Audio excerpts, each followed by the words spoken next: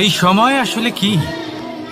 এই সময় একটা সরল রেখা তো কখনোই নয়।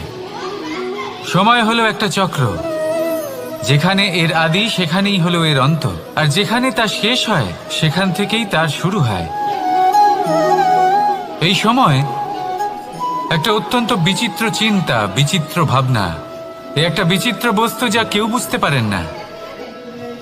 এই সময়ের লীলা, এর কোনো প্রমাণ নেই, কোনো জ্ঞান নেই, কোনো পরিমাপ নেই। শুধু এটুকু আমরা জানতে পারি, যেখানে শেষ হবে সেখান থেকে একটা নতুন সূচনাও হবে।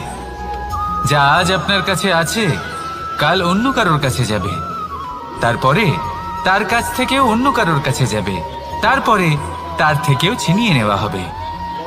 এই নিয়তির একজনের কাছ থেকে অন্যজনের কাছে আদান প্রদানের এই সময় হলো আপনার সময়।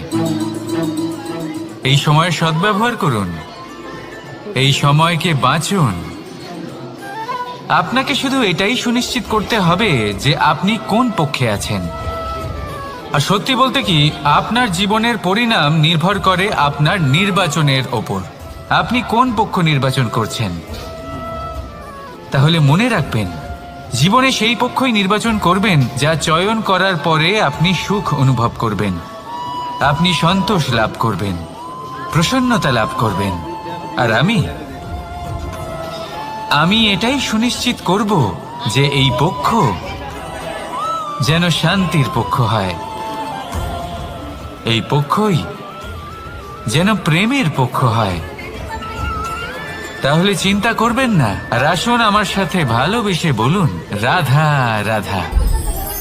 দৃষ্টি আর দৃষ্টিভঙ্গি, এই সমগ্র লীলা হলো এই দুইয়ের। বিচিত্র হতে পারে, কিন্তু এটাই সত্যি। এবার আপনাকে একটা উদাহরণ দিয়ে বোঝাই। অনেক সময় আপনি কোনো ব্যক্তিকে এটা বলতে শুনবেন যে আমি আমার নিজের উপরে গর্ব করি, আমি নিজেকে নিয়ে গর্ব করি, আমি খুব ভালোভাবে আমার মা বাবার সেবা করি, ওনাদের আমি সবসময় সুখী রাখি, ওনাদের আমি একটা বাড়ি দিয়েছি, সকল সুখ সুবিধা দিয়েছি, ওনাদের জীবনে প্রত্যেক জিনিস দিয়েছি আর দেব যা তাদের প্রয়োজন। এবার আমাকে বলুন যে আপনি